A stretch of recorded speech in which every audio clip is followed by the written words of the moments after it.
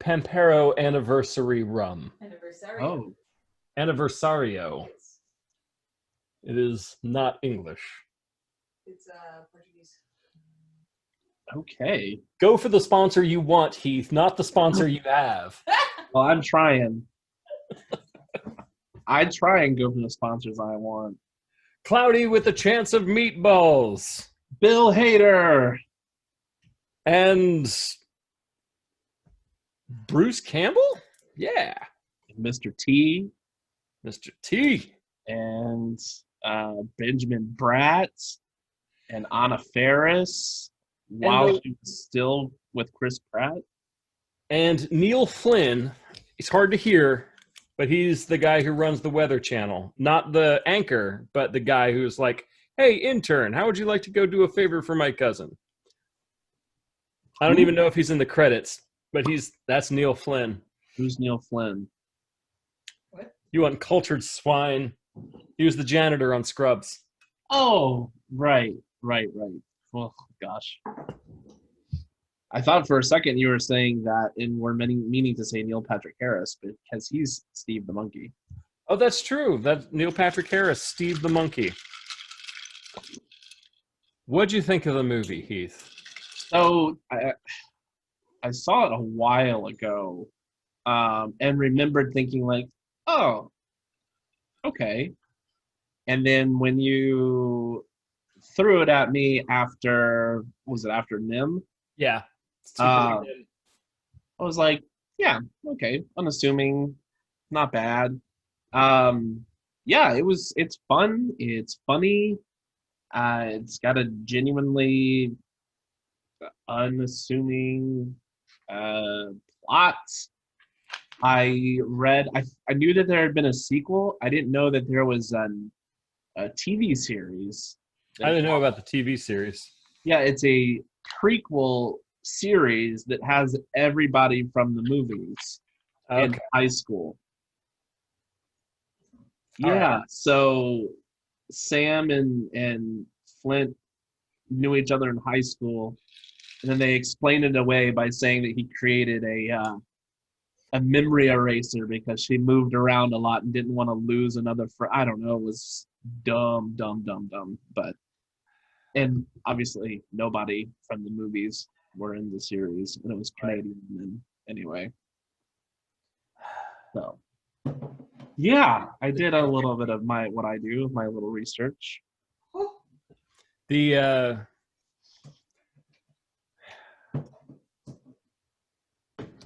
ultimate story of coming out to your father as a scientist. Oh no, is it? What? Is there some deep plot that I missed?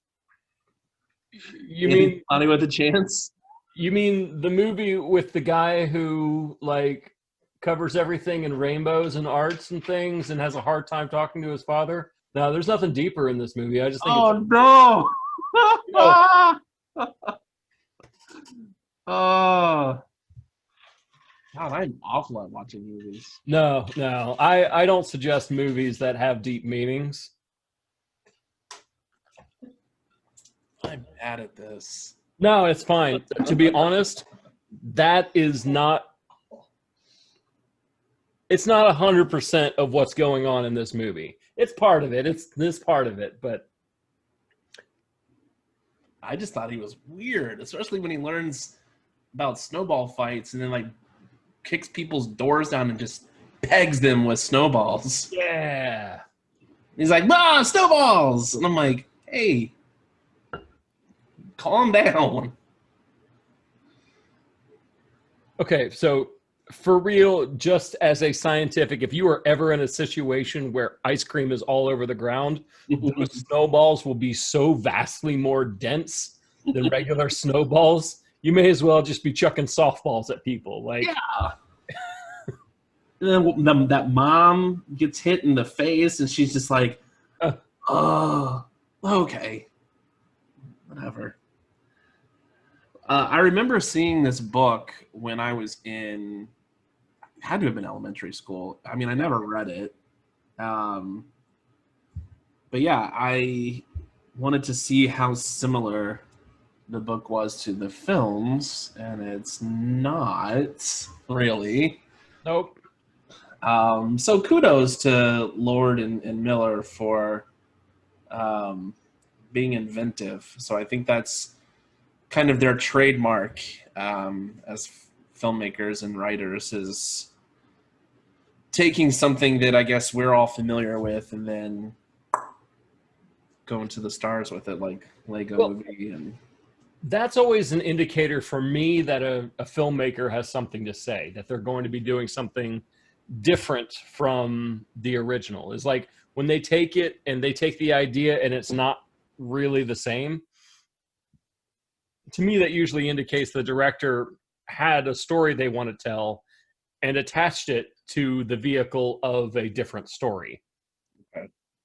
So when you see something and it is different, that's what I look for in those situations, is going, okay, I see a change. Let's see why you made those changes. Because they could have just made the book. yeah, You know? I'm sure that was the directive, was to make the book. Like, I don't think the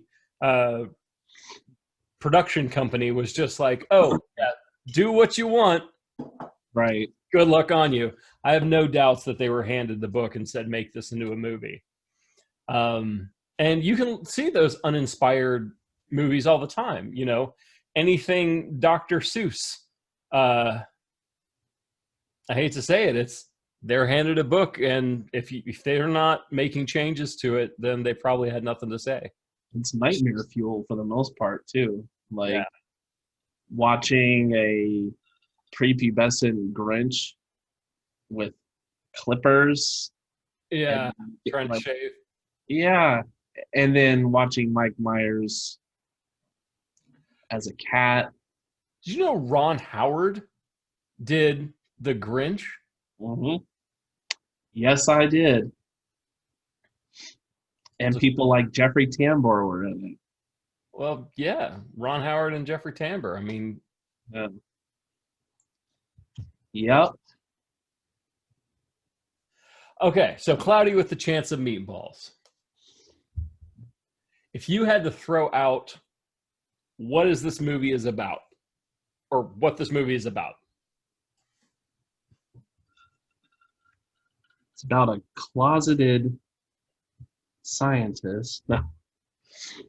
He is, though. Yeah, no, it's alarmingly obvious now. I mean, it's a tale as old as time, as they say. It's an outcast that wants to make his way in the world, and his James Caan of a father doesn't understand him, I love James and Caan.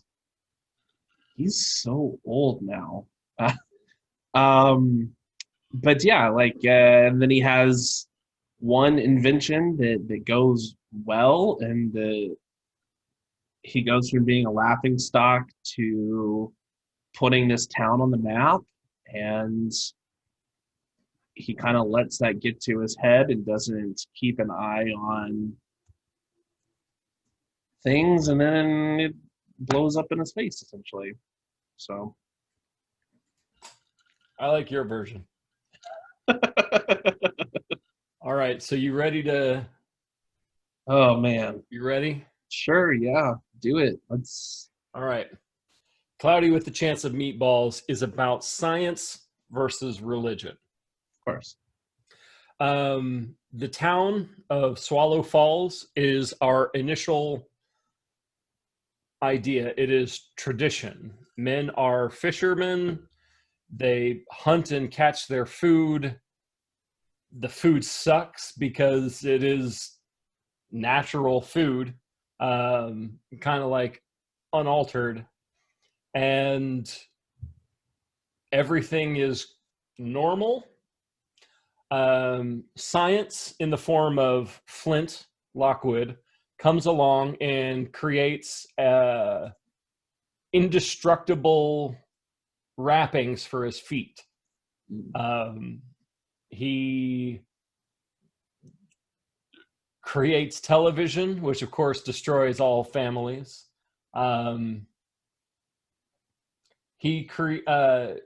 Science discovers that humans are actually just talking monkeys. So the creation of the monkey thought translator is really just like, hey, did you know humans are descended from apes? And that's a thing science brought to us that we were not aware of beforehand. Science genetically altered rat birds. Oh yeah. Which part of me thinks might be dinosaur related, but I have another thing that might be dinosaur related, so it's really hard to pin down where rat birds fit in. But then we get to the modern science that is genetically modified foods. Genetically modified foods are kind of what the whole movie is about, where we eat and drink genetically modified foods all the time. The apples are probably one of the craziest things. Like, every apple you've eaten is probably genetically identical to every other apple, because getting a tasty apple is so rare that what they wind up doing is using grafting to make the same apple tree over and over and over again. And so, like, we eat genetically modified foods all the time. Like bananas and corn are two other ones that have been like crazy corn. different from what they used to be. Lemons and limes exist. Yeah. No, these are not natural foods. So, but that's fine. That's fine. We eat GMOs all the time. But in this society, it's looking like, hey, we use science to make food better, more abundant, less expensive, and that comes with benefits and drawbacks. One of the benefits, obviously, food being free and cheap, where people can just order whatever they want and they get an amazing version of it. But, ultimately throughout the movie, we see the food get larger and we're like, this isn't really normal. But, like, have you seen some of the food in our produce section at grocery stores? It's large to the point of, like, this is not normal anymore. Cows weren't meant to produce as much milk as they do. There's a limit to how big a watermelon should get. Like the chickens that like break their feet because the meats, they're so packed with meat. Yeah, they're so heavy. So yeah, that's the word for heavy. These genetically modified foods can be out of hand, but science is both the problem and the cure for that. Ultimately, now that said, religion plays a very large part of this movie. Religion kind of is represented as traditions in this movie, where Baby Brent is a baby character who won't let go of the fact that he was a baby once, has not moved on, even though he's grown up, to the laws. I think Mr. T represents God the Father. His son represents Jesus. And that's why he has this moment where he dies and then is brought back. And I know the jumping through the Dorito makes a T like Mr. T, but it also in some ways makes a cross. There's a moment where Earl frequently talks about his son. He's like, this is my only son. I love him so much. In kind of the same way that Bible verses describe Jesus as God's only son, and he loves him, so much. And there's a moment where Earl's asking Flint Lockwood for help, and he's like looking up at the water tower where he does all this stuff. And he takes off his hat and he's basically praying. The angle is like he's describing what he wants for his kids, all these good things, and he's praying now to science rather than the traditions and the gods of the past, which I think is brilliant. I think it shows a huge dynamic shift of people putting their faith, taking it away from the things of the past and putting it into the present. And there's downsides. The mayor, this is in my opinion, like, how did a kids movie get away with this? The mayor is homoerotic in ways you would not believe.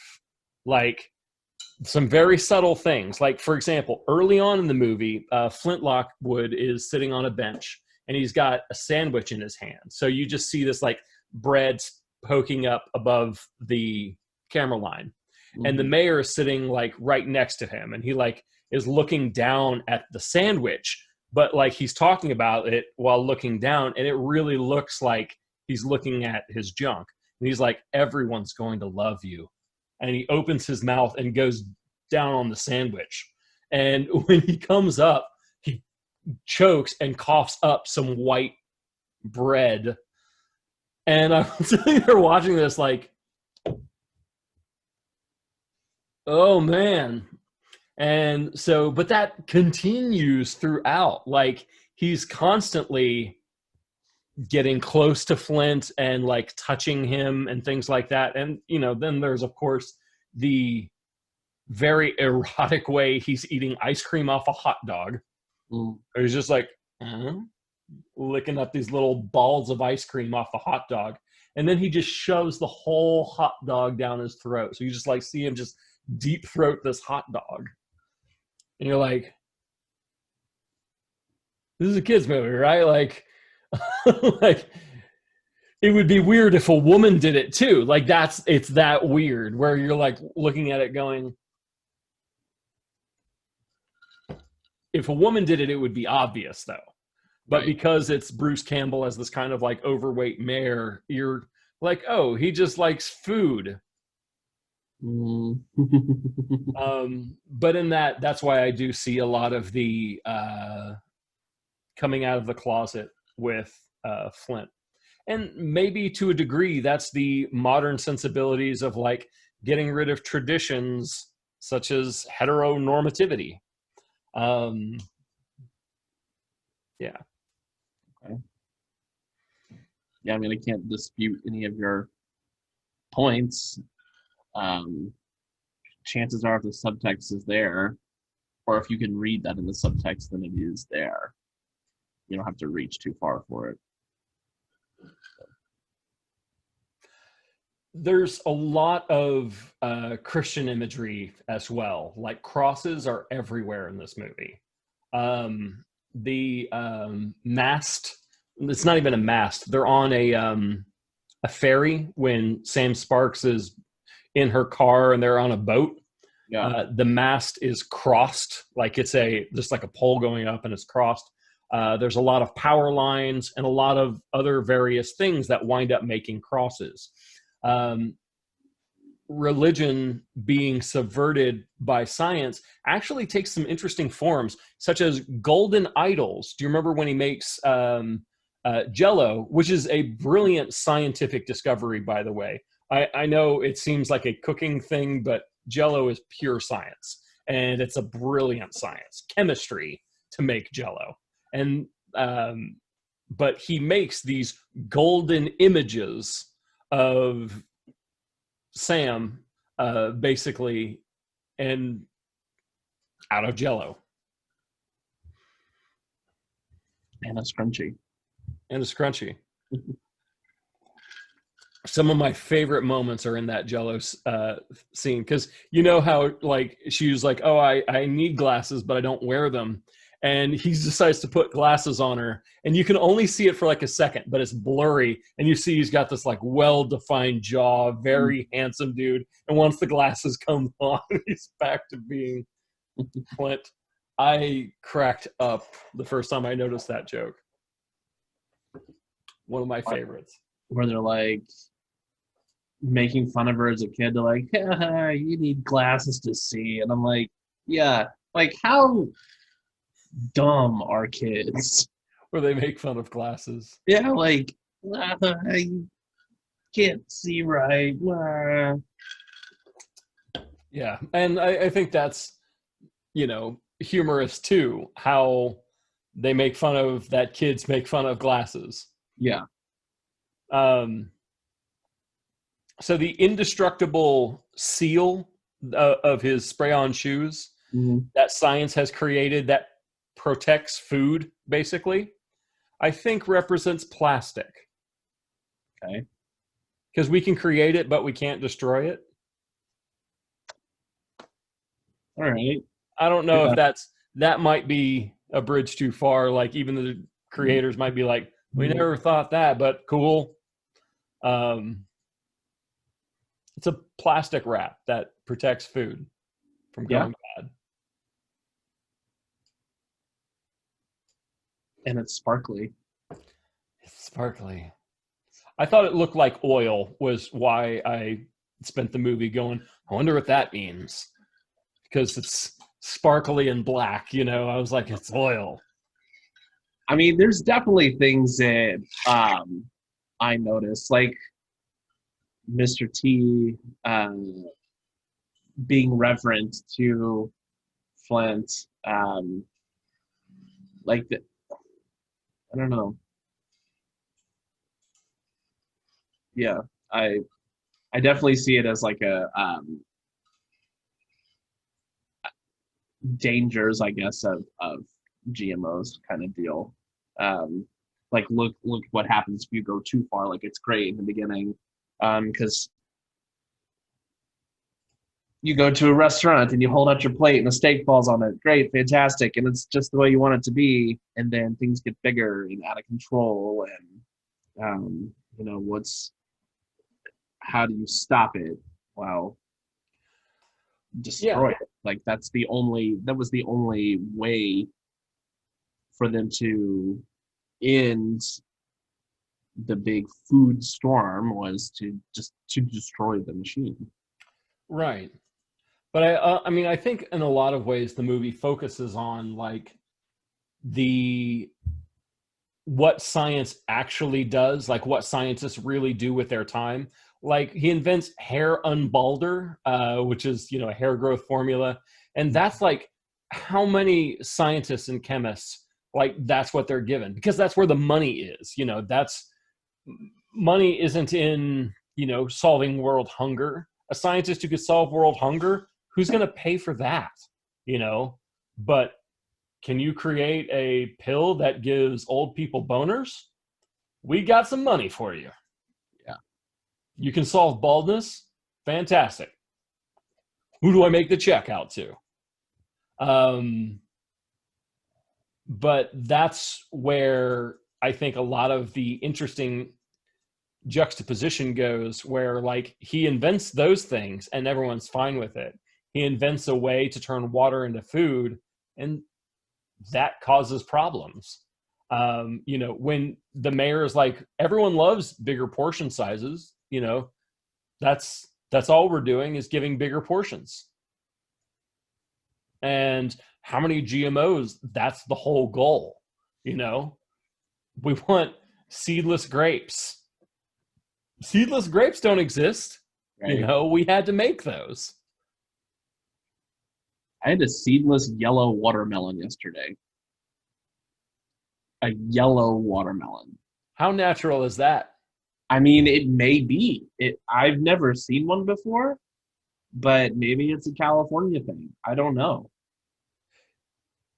Maybe not the seedless part, but a yellow watermelon. But what's interesting is like GMOs are so common. Like I don't think people understand. Like dogs don't exist. Like dogs did not exist before humans. Humans made the species dog. Oh, okay. Right. That's what alpha is all about. Is it? I mean, kind of. I didn't watch it yet. Well, I mean, it's nothing to ruin. I mean, the whole thing is just about the real. Like I thought it was going to be a reboot of Beastmaster. I was on board with that. Like Like, sign me up I for wanted the that to be the Beastmaster. thing. But yeah, I mean, it's essentially about the first relationship between primitive man and a wolf that ended up being domesticated, and Yeah. then that domesticated wolf turns into a chihuahua at some point. But that's the thing. Like, Chihuahuas would not exist unless humans were like, sure, we've had dogs for thousands of years because we've taken wolves and turned them into dogs. But I want, that one was born genetically deformed, small. Well, I want one, so breed the small one and get only the small ones. Now breed the small ones together and make them smaller. You know, this one's got a short, messed up face. Breed the ones with the short, messed up faces together so we can have, bulldogs. And all of this completely destroys the species dog. Like, breeds really messed up dogs. Like, it's one thing to create dogs, but and then like now bulldogs can't even have their own babies normally. Surgery is required for a Oh, bulldog to have a baby. did not know that. Yep. Golden retrievers, is it going to die of cancer? Flip a coin. If heads, yes. It is 50-50. Weimaraners, gastric torsion. Yeah, Also with bulldogs, you have sinus issues. sure. Um, Any snub-nosed dog, from pugs to bulldogs, when you work at a vet hospital and they get a breathing tube in, they love it. They're so excited because for the first time in their lives they can breathe. Jeez. And you try to take it out and they will fight you because they know that's how they breathe now, and they don't want to go back. Now, Oh, golden retrievers and hip dysplasia, you flip the coin again, and this time if it's tails or heads, it has hip dysplasia, because 100% of golden retrievers do not have hips that are going to work. It is, you can't do it. then you got dachshunds that their poor little ankles. Yeah. This is, I mean, this is genetic modification. That's what we have wrought. And I mean, how many times I can't even tell you how many times you'd hear, but I got a purebred, so it's a good dog. It's like, you got a purebred, so it's a bad dog. Had you gone to the kennel, just, the pound, and found one that looks like no breed you've ever seen before, that's a good one. That's a keeper. That dog will live years. Yeah, probably has no issues. Yeah. I mean, even within my family, there are people I've literally told, stop getting purebreds, and they get purebreds thinking they're going to get a good dog. And it's like, you have to stop doing this. It's torturing the animals. Yeah. I mean, we had a Weimaraner, like purebred, AKC, paperwork, everything. And fortunately, I mean, he may have had it by now, but he didn't have any crazy health issues except for his face and his ears swelled up. And it was something that happens in Weimaraners. We're like, what the hell happened? And it was like a burst blood vessel or something, and it just goes away on its own. But yeah, but that's when we learned about hyperactivity, gastric torsion, and separation anxiety, which he definitely had.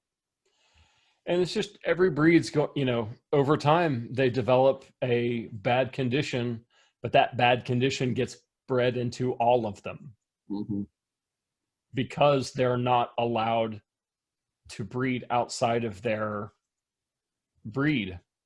They are every bad trait that, if one golden is going to get a disease more commonly, they're still going to breed that golden and get, till the whole species, the whole breed has it.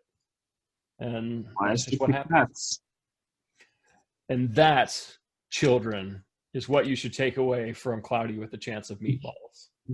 Don't get purebred dogs. Don't get purebred dogs. Purebred watermelons, fantastic though, especially the yellow ones. Yeah, yellow. How was the seedless yellow watermelon though? It was actually not bad, man. It was kind of freaky because I was like, it didn't taste red. But no, it was good. It was good. Yeah, man.